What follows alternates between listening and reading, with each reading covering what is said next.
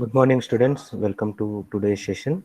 In today's session, we are going to look into the next module, that is module 3. In module 3, we are going to learn about the single phase transformer. Now, the first two modules, the textbook is the textbook that I referred is the Basic Electrical Engineering by V.K. Mehta. That will have all these topics covered. And the next topics that we are going to talk about, these are about the electrical machines. Okay, for your syllabus, you have a transformer, then DC motor generator, AC motor and generator, and domestic wiring. Those are the things. Domestic wiring, you have to find there are some other books that you can refer. Uh, all other topics you can refer to electrical machines by V.K. Mehta. In module 3, we are going to learn about the single phase transformer, what is the necessity of the transformer, and principle of operation. How does the transformer operate, that we are going to understand, and types and construction of the transformer. There are different types of transformer that are available.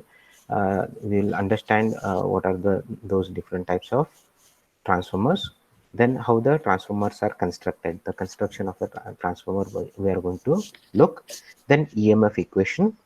So EMF equation is an important derivation that you have to keep in mind, like from the exam perspective.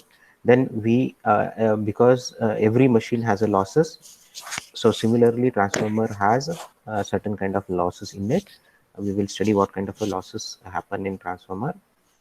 Then variation of losses with respect to the load means what?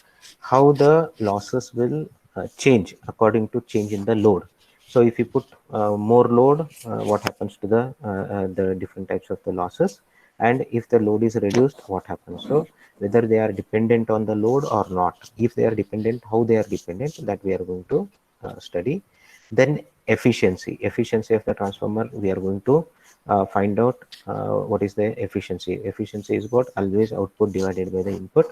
So in case of a transformer, we will find out what are the what kind of efficiencies we can get from the transformers, and there are problems based on that.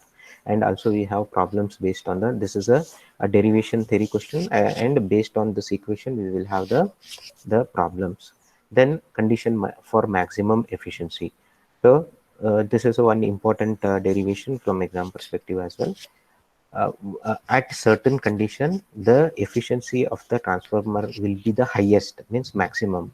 What is that condition? We are going to derive that condition where efficiency of a transformer is the highest. Then in the same model, next part is domestic wiring. In domestic wiring, we are going to learn about the what is the meaning of the service mains, meter board, distribution board. So all these things you can notice inside your house. So all these things will be there. We'll talk about it, and brief discussion on concealed conduit wiring. So this is a what one type of a wiring, concealed conduit wiring. So it is concealed inside the wall. If your house is built in recent years, then you may not be seeing any kind of a wires that are running on the wall.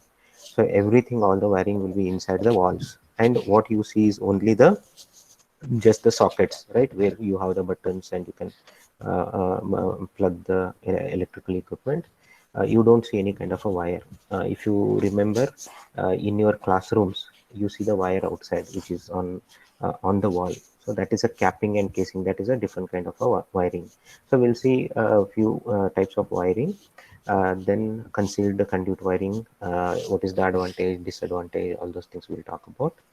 Then this is the important question from the exam perspective: two-way and three-way control of the any load. Mostly it is a light. If you are having a staircase in your house or in your apartment or building, then you must have realized there is a two-way switches, like you can switch on and off the particular bulb from the lower level of the staircase as well as the upper level of the staircase. Similarly, there is a two-way control of the lamp. This is three-way control of the lamp. Then elementary discussion on circuit protective devices. What are the protective devices? Because we know that electricity is very, very useful. Also, it has a certain dangers associated with that, and we have to protect the humans and other devices from the electric shocks and high voltage, high current, all those kinds of faulty situation. And there are certain protective devices that will help us in protecting our houses, equipment, and the all the human beings. Fuse and miniature circuit breaker (MCB). This is one of the circuit protective devices, fuse and MCBs. Then we will understand what is electric shock. Okay, precautions against the shock. If shock happens, what are the precautions we have to take? That we are going to see. Then the last topic is the earthing. Earthing is a very, very important factor of electrical wiring. Every house should be, every installation should have a proper earthing.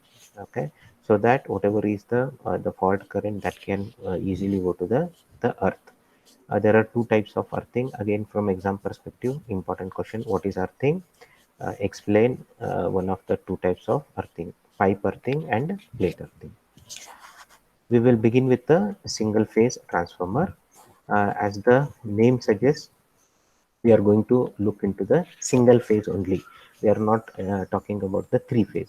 So single phase transformer. So first is, what is a transformer? Anybody has idea what is a transformer? Okay, I am sure everybody has seen the transformer. Okay, and these transformer, you will be in any power system. Transformer are the most important machines that we require, from starting from the generation of the power till your the household or the industry where it is consumed. In between these two points, the generating stations and the consuming at the consumer premises, you will be having various types of transformers. What the transformer is? A transformer is a static device. Okay, what is a static device means?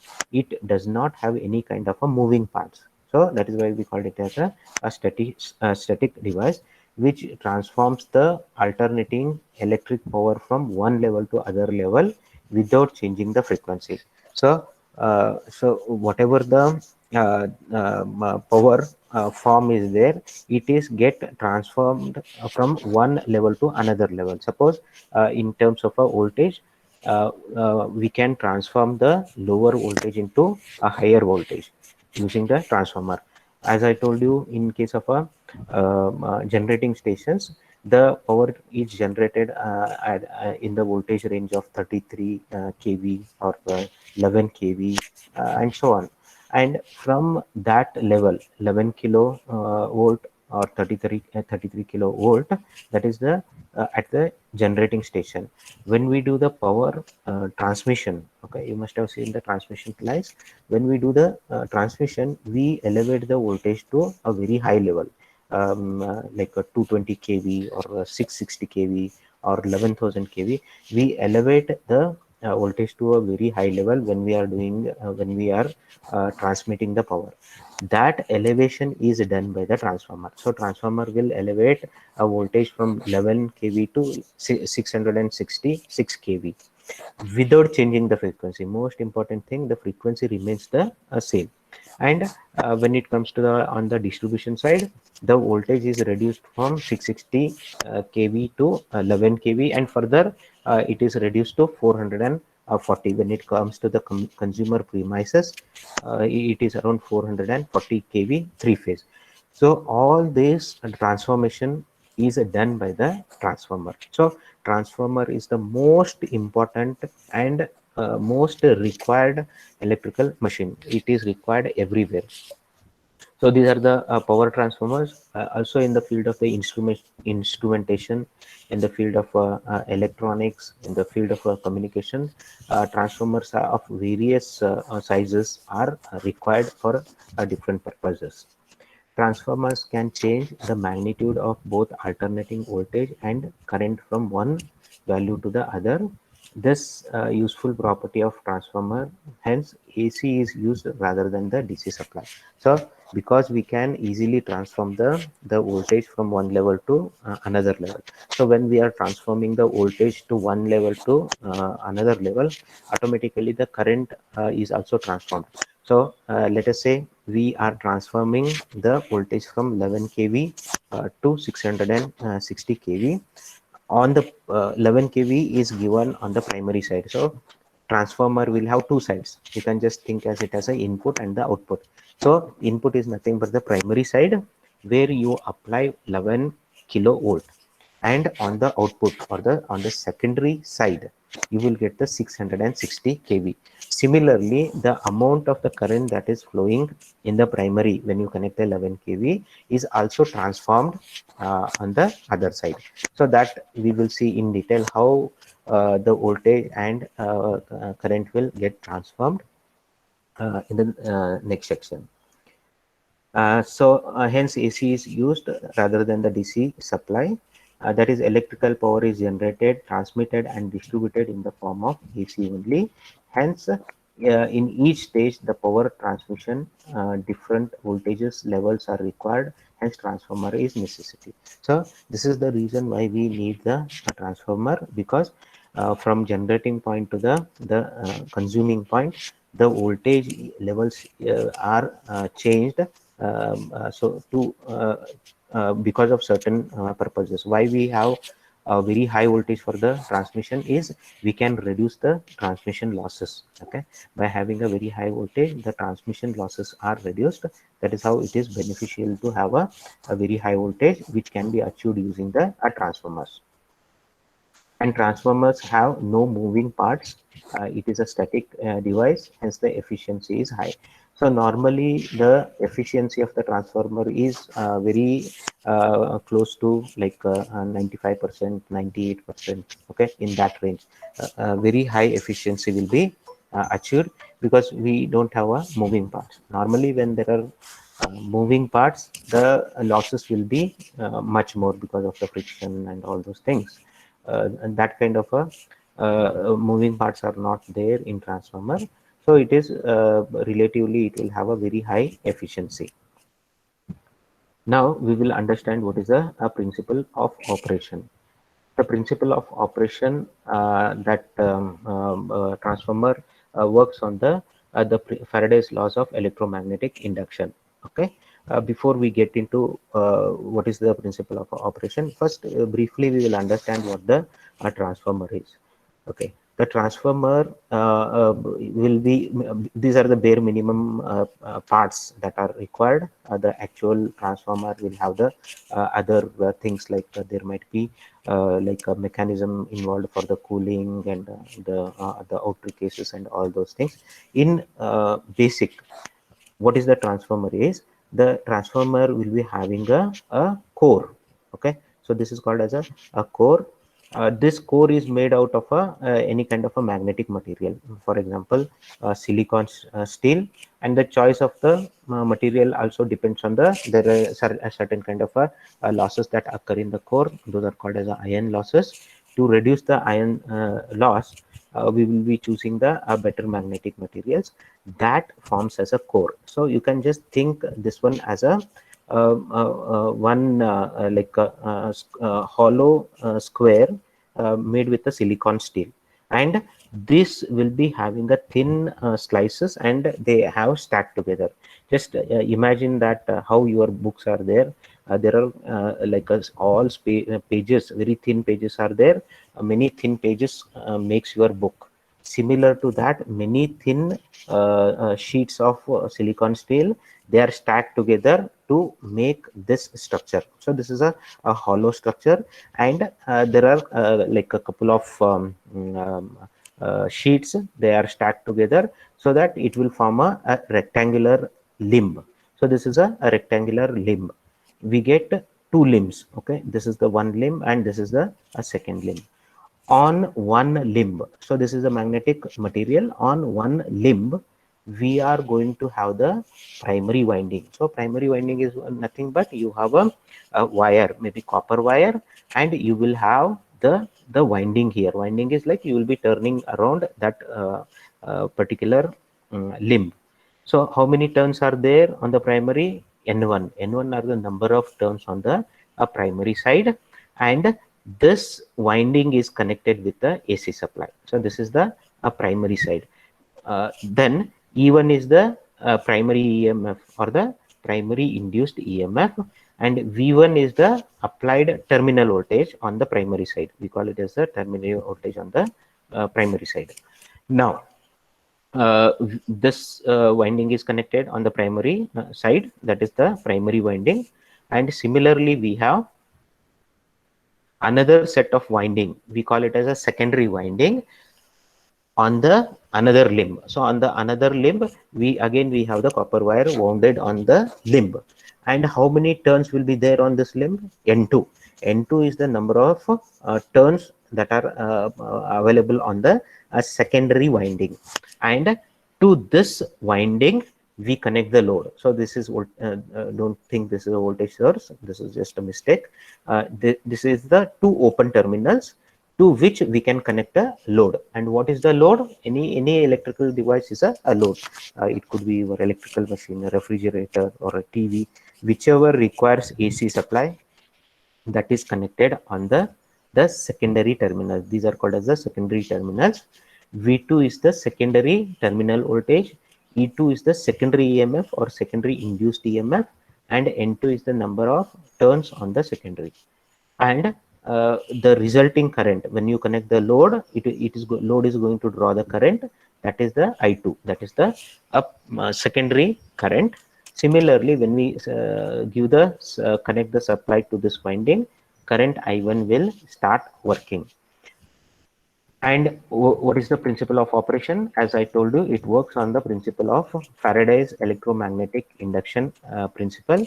That is, whenever flux linking with a coil or a conductor changes, EMF is induced. Okay. Once again, I will repeat. What is the principle it works on? Whenever flux linked with a coil or a conductor changes, an EMF is induced in that particular coil or a conductor. Now, this is the case. We have primary winding having N1 turns is connected to an alternating voltage supply. When you connect this primary winding to the alternating voltage supply, what will happen? It will make a closed loop.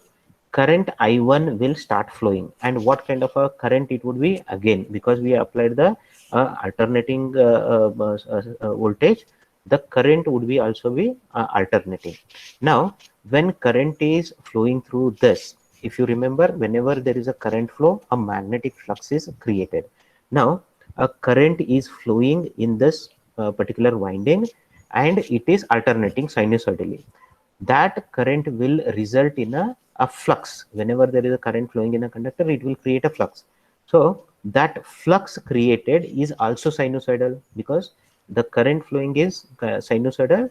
The flux that is created is also sinusoidal, and that flux is created in this core. And you can see this is the magnetic part. Okay, this is how the flux will move in this particular direction. So this is the flux. This flux is also changing because current is changing sinusoidally. Flux is also changing. Now on the secondary side, what I have is a secondary winding, and the flux linkage of this secondary winding is changing. Why it is changing? The flux is sinusoidal. When this secondary winding experiences the change of this flux, an EMF is induced in this particular secondary winding. That induced EMF is called as a E2, and we are connected to the load is connected to the terminal. That is how the load will start drawing the current, and the load will work. This is how the transformer operate. And if you see here, there is no electrical connection between the primary winding and the secondary winding. The primary winding and the secondary winding are connected to a magnetic circuit. How the power is transformed from where is the source of the power? Source of the power is the AC supply. Where the power is consumed? Power is consumed in the secondary, that is the secondary winding, right? The load is connected here. So how the power is getting transferred from primary to secondary? it is getting transferred through this magnetic circuit or the magnetic flux. So once again, quickly I will repeat the principle of operation, how the transformer operates. The transformer operates on the principle of Faraday's electromagnetic induction. Whenever flux linked with a coil or a conductor changes, an EMF is induced. So the primary winding is connected to an AC supply. When we apply the voltage V1 to the primary winding, it will result in a current I1. The current I1 is changing sinusoidally, it's alternating current. This alternating current produces the alternating flux, and that flux is inside this particular core, and this flux will get linked with the secondary winding. Now secondary winding is experiencing a changing flux. So whenever there is a change in the flux linked with the coil, so secondary coil is experiencing a change in the flux, it will induce an EMF. And what kind of a EMF it will induce? Again sinusoidal, because the flux is changing sinusoidally, the secondary EMF induced is also sinusoidal. And on the secondary side we have connected the load. The load will start drawing the current, that is I2. That is how the principle, that is how the transformer operate. Same thing has been explained here. Principle of operation: transformer consists of two windings, primary and secondary. N1 is the number of turns on the primary, N2 is the number of turns on the secondary winding. It is wound on a laminated limbs of a core. So of course, the whenever you are using a any kind of a copper wire, it is laminated. Okay, so that there is no issue of having a current. So when AC supply is applied to the primary winding, alternating current I1 will produce alternating flux which links with the secondary winding. So the flux linking with the secondary winding, so EMF is induced in the load connected to the secondary will have a current of I2 that is flowing in that particular load. Now we know that because we applied the alternating voltage here, it created a alternating current. Alternating current created the alternating flux. Alternating flux linked with the secondary coil, that is N2, and EMF is produced. E2 is induced because of that change in the flux. Faraday's second law tells us how much EMF is induced. Okay, if you remember what is Faraday's second law, the magnitude of the EMF induced is directly proportional to the rate of change of the flux. If the rate of change of the flux is very high, then EMF induced is also very high. So based on that, according to Faraday's second law, on the primary side, similarly this conductor, okay, even though this conductor is carrying current, also it is experiencing a change in the flux.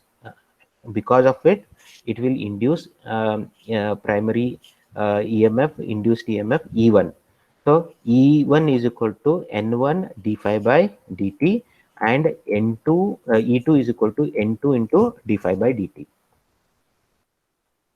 Okay. This is the primary induced EMF. This is the secondary induced EMF. Capital E1 is equal to N1, that is number of turns on the primary side, into d5 by dt, and secondary induced EMF capital E2 is equal to N2. This is number of turns on the secondary, d5 by dt. If I take the ratio of E2 by E1, that is the secondary voltage divided by the primary EMF, what I get is N2 d5 by dt divided by N1 d5 by dt. d5 by dt gets cancelled. Therefore, E2 by E1 is equal to N2 by N1. This is a very, very important relation. The secondary EMF induced divided by the primary EMF induced is equal to number of turns on the secondary divided by the number of turns on the secondary. Now, in case of an ideal transformer, okay, what is an ideal transformer?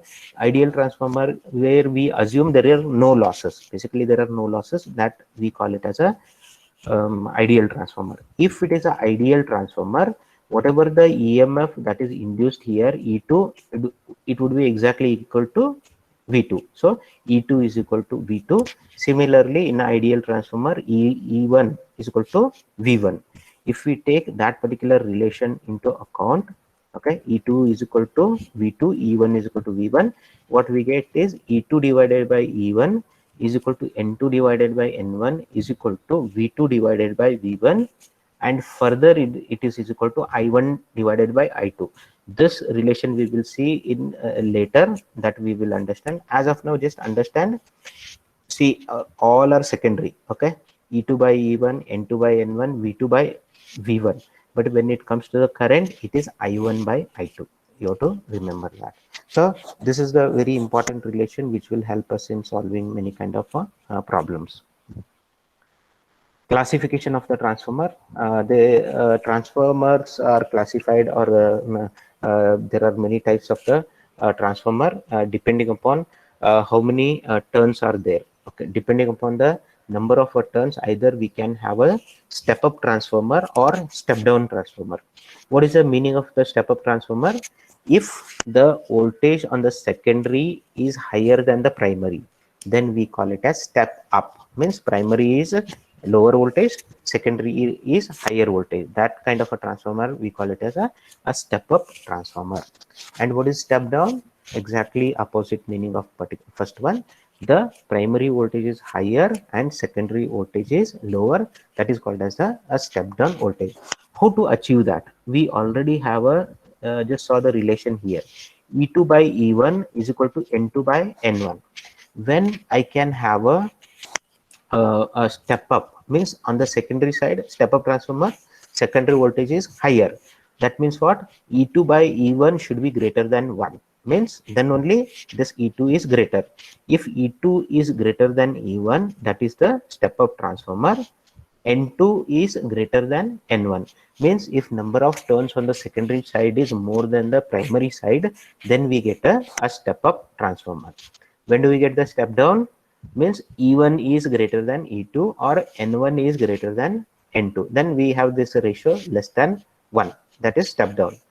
When we will have the step down transformer, number of turns on the primary N1 is greater than number of turns on the secondary, then we will have the step down transformer.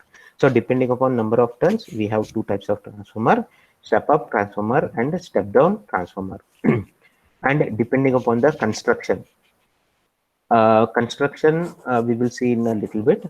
There are two types of a construction that can be used for the transformer. One is called as a core type of transformer, and another is a shell type of transformer. So we will see that what is the difference between those. So either it can be core type transformer or shell type transformer, depending upon number of phases. So you already understand, we can have the AC power as a single phase or a three phase, depending upon how many phases are there. Either I can have a single phase transformer or three phase transformer. In case of a single phase transformer, we will have only one set of coil on the primary and one set of coil on the secondary.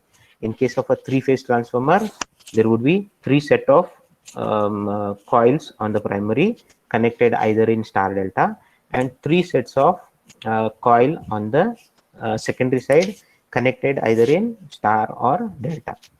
And depending upon cooling medium, what is the cooling medium is, whenever we use the transformer in an electrical circuit, because there is a transfer of power that is happening, and the core is going through the continuous change in the flux. So there is going to be a loss which is called as a iron loss. So in the core of a transformer, continuously the iron loss is happening, and iron loss will happen in terms of the heat. And similarly, there is a current flowing in the primary coil and the current flowing in the secondary coil. Whenever current flows in a particular coil, there is a resistance. Whenever there is a resistance, there is a loss. And what kind of a loss we are going to have? I square into R. What is the I square? It is the square of the current that is flowing in that particular coil into resistance of the coil. Even though the primary coil and the secondary coil have a very less amount of resistance, still I square R loss will happen because of that resistance, and that loss is also in terms of the heat. Now this heat is getting generated inside the core as well as the two coils. This heat has to be dissipated outside the transformer, otherwise that transformer temperature will keep on increasing, and it might cause a failure of that transformer, or burning of that particular transformer. It depends on the, as the size of the transformer increases, the amount of heat that is generated inside will also increase. So we need to have some kind of a cooling mechanism, means we need to cool down the transformer and keep the temperature at a safe level. Depending upon what kind of a cooling mechanisms we have, there are different types of transformer. Natural air cooled transformer. So here we don't have any special things. Whatever the natural air that is utilized to cool down the transformer. Again, it depends on the rating. So some, up to certain rating of the transformer, you can use natural air cooled, and when it's the size of the transformer keeps on increasing, you have to use more of a mechanisms where we forcefully make that transformer cooled. Second one is oil cooled transformer. In this case of a transformer, we will have the transformer tank, and inside that we will have a oil. That oil is it will work as a insulation, okay, as well as it is, excuse me, also it will provide a mechanism to cool down the transformer. So it will transfer the heat from the core and winding, and it will dissipate it outside.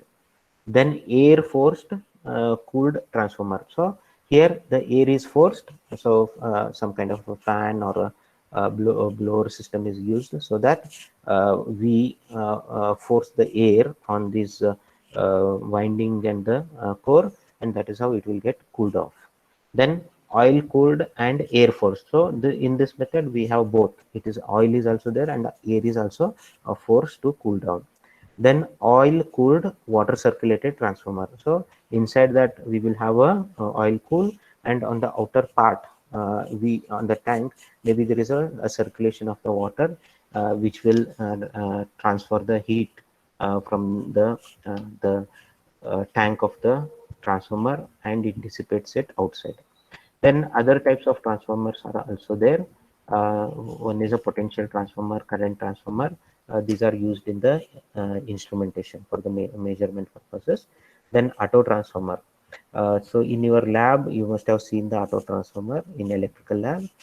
Whenever you connect anything, you first use the auto transformer.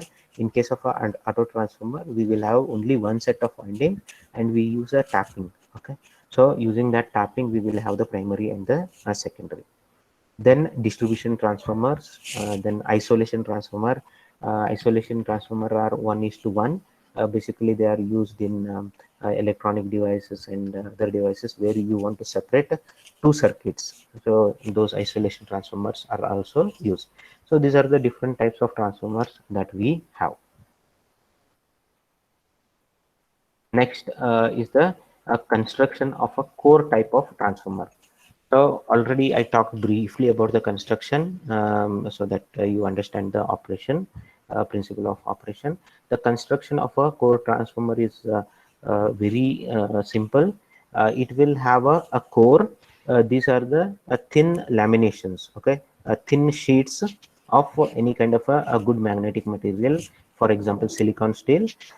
These thin laminations are stacked together, and they are stacked together using some kind of a adhesive, which will also act like a insulator. So it will provide an insulation between one lamination to the another lamination. So these laminations are stacked together to form this core, and these laminations are in the shape of a hollow square. That is how it will create a limb. Okay, so it will create the four sides, uh, of which two sides can be used as a limb to host the primary and the secondary winding. This is how the core is made up. And the primary winding, it is nothing but the electrical the conductor, for example copper, that is wound on the and it is insulated. All these copper wires, whatever we use, it is insulated. It is wound on one limb to form the primary winding, and it will have two terminals. This winding have two terminals. Those are the terminals where we connect the AC supply. Similarly, on the secondary limb, okay, and this winding will be having the N1 turns, and on the other limb we will have the secondary winding having N2 turns, and it will have two terms. Those are called as the secondary terminals, and to which we connect the load.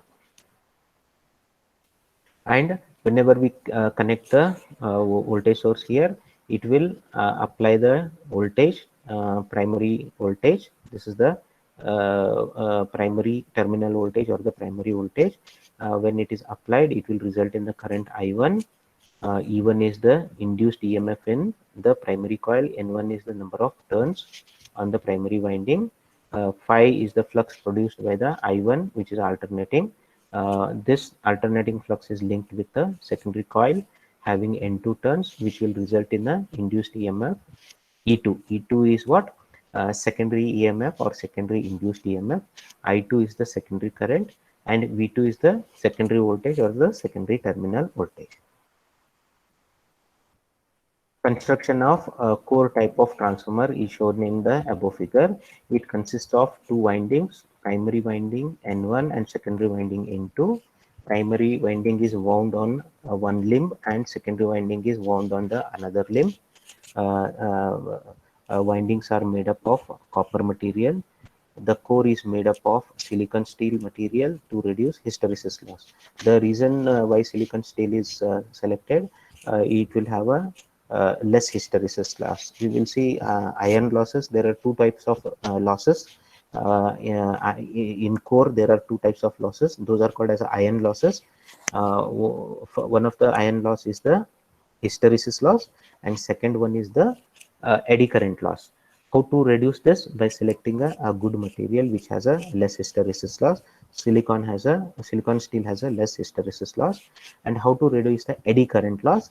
Eddy current losses can be reduced by having a thin lamination. So you can see here we have a thin lamination instead of a solid core, right? If it is a solid core, then the amount of eddy current that will be flowing is more. When we use the thin slices, what we are doing is basically we are reducing the area, and we know that whenever we reduce the area, the resistance will increase. So that is how we can reduce the eddy current losses, by having a thin laminations stacked together to make the core. The core is made up with the lamination. These all laminations are bunched together to construct the core by using a thin laminations. Eddy current losses can be minimized. Okay, so eddy current loss can be minimized by having a thin slices. Next, construction of a shell type of a transformer. So shell type is exactly, construction is very like the way we construct the transformer is very similar. Only thing, in case of a shell type, we have the core like this. It will be, instead of two limbs which you saw in the core, it will be having three limbs. So I have a rectangular sheet of magnetic material silicon steel with two square hollow squares, so that it will form three limbs, and such laminations are stacked together to form three limbs. In this case, what we are going to do is we are going to wind the both the primary as well as the secondary on the same central limb. So here you can see this is the primary winding on the central limb, and secondary winding is also on the central limb. So this is how the construction is. Now when you connect the voltage source to the primary, it will result in the primary current, and that primary current will induce the flux. Okay, and the flux is linked with the secondary winding, and it will induce the secondary EMF voltage, that is E2. and the current I2 is the secondary current. Now if you see here, the difference between the first one, that is a core type transformer, and the shell type transformer is that we have both the winding on the central limb. On the core type, we have the winding on two separate limbs. And if you see the flux, in case of a core, there is only one path for the flow of the flux. Here, there are two parts. The flux that is created by the primary winding, when it comes to the this point, it has two parts in the magnetic circuit. Okay, so a part of a flux goes in this way, and part of the flux goes in this way. That is the difference from the construction of the shell type from the core type. The shell type transformer construction is shown as shown in the figure. The shell type of transformer consists of three limbs. On central limb, both primary side and the secondary side, secondary windings are wound. The winding are made of copper material. Here also the core made of silicon steel material, which reduces the hysteresis loss. And but here we have the double magnetic circuit. Therefore, the flow of the flux will go into two different parts. Core is made up of thin laminations, and all laminations are bunched together to reduce the eddy current loss. Comparison, whatever we discussed.